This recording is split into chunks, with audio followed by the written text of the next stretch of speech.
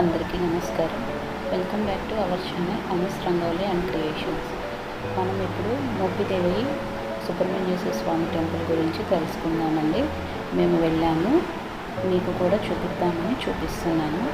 ఇప్పుడు ఆ టెంపుల్ గురించి మనం విశేషాలు ఏంటో తెలుసుకుందాం.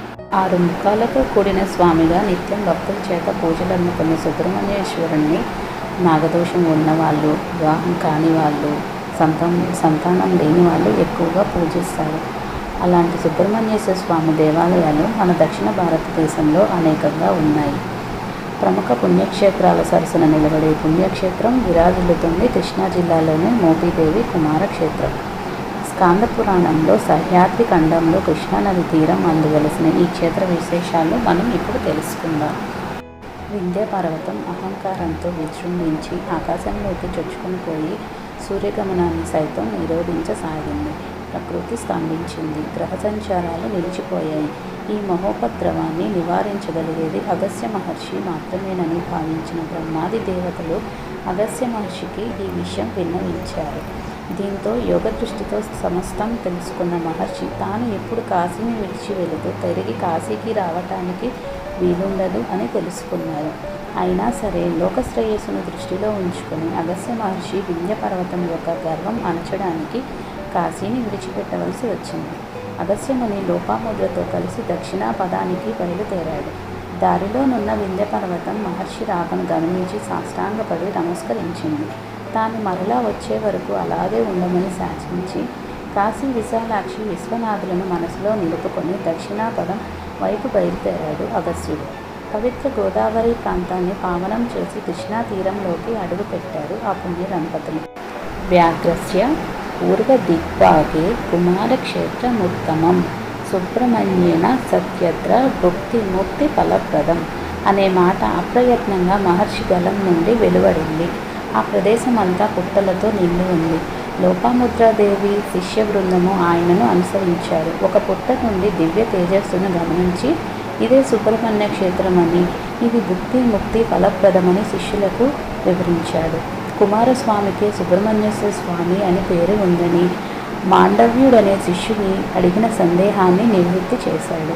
కుమారస్వామి ఉరగ రూపంలో తపస్సు చేయడానికి గల కారణాలని శిష్యులకు చెప్పాడు. అగస్త్య, సనత్కుమార, సనస్సు దేవర్షులు ఇప్పుడు 5 ఏళ్ల ప్రాయం వారిగానే దిగంబరులై భగవతారాధనలో ఉంటారు. ఒకసారి పరమేశ్వర దర్శనం కోసం కైలాసానికి చేరుకున్నారు. ఆ సమయంలో శివుడు లేకపోగా పార్వతి, కుమారస్వామి మాత్రమే ఉన్నారు. అదే సమయంలో లక్ష్మి, సరస్వతి, శచి, స్వాహాదేవితో పాటు ఇతర దేవతా స్త్రీలు అమ్మవారి దర్శనానికి విచ్చేశారు. ఇటు జడదారులు, అటు అందమైన సుందరీమణులను చూసిన కుమారస్వామికి నవ్వు ఆగలేదు. దీన్ని గమనించిన పార్వతి, కుమార, ఎందుకలా నవ్వుతున్నావు? ఆ తపస్సులు నాలా కనిపించడం లేదా? నీ తండ్రిలా లేరా? ఏమైనా భేదం ఉందా అంటూ ప్రశ్నించింది. తల్లి మాటలకు, తన ప్రవర్తనకు లోలోన పశ్చాత్తాపం చెందిన కుమారస్వామి ఆమె పాదాలపై వాలి క్షమాపణ వేడుకున్నాడు. ఆమె వారించినా వినకుండా తపస్సుకు బయలుదేరాడు. అలా తపస్సు కోసం బయలుదేరిన కార్తికేయుడు ఈ ప్రాంతానికి చేరుకొని పాము రూపంతో పుట్టలో స్వయంగా తపస్సు ప్రారంభించాడు.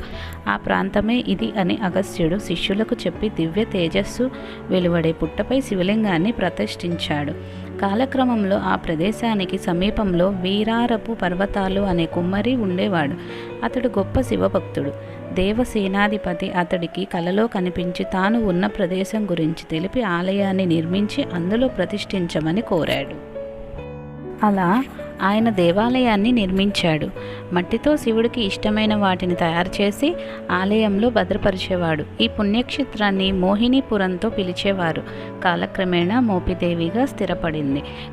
గర్భగుడిలో పాము చుట్టలే పానవట్టం. దీనిపైనే శివలింగం ఉంటుంది. ఈ పానవట్టం కిందే ఉండే రంధ్రంలోనే అభిషేకం, అర్చన సమయాల్లో పాలు పోస్తారు. మోపిదేవి ఆలయం సంతానం లేని జంటలకు, సర్పదోష నివారణ పూజకు, రాహుకేతు దోష పూజకు మరియు దోష పూజకు, దృష్టి, చెవి సంబంధిత సమస్యలు, చర్మ సంబంధిత వ్యాధుల నివారణకు, మంచి జీవిత భాగస్వామికి మరియు అన్నప్రాసనకు ప్రసిద్ధి. ఈ ఆలయంలో ఒక రాత్రి ఒక జంట నిద్రపోతే వారికి సంతానం కలుగుతుందని భక్తులు గట్టిగా నమ్ముతారు. ఈ వీడియో కనుక మీకు నచ్చినట్లయితే లైక్ చేయండి, షేర్ చేయండి, అలాగే సబ్స్క్రైబ్ చేసుకోవటం మాత్రం మర్చిపోవద్దు. Thanks for watching.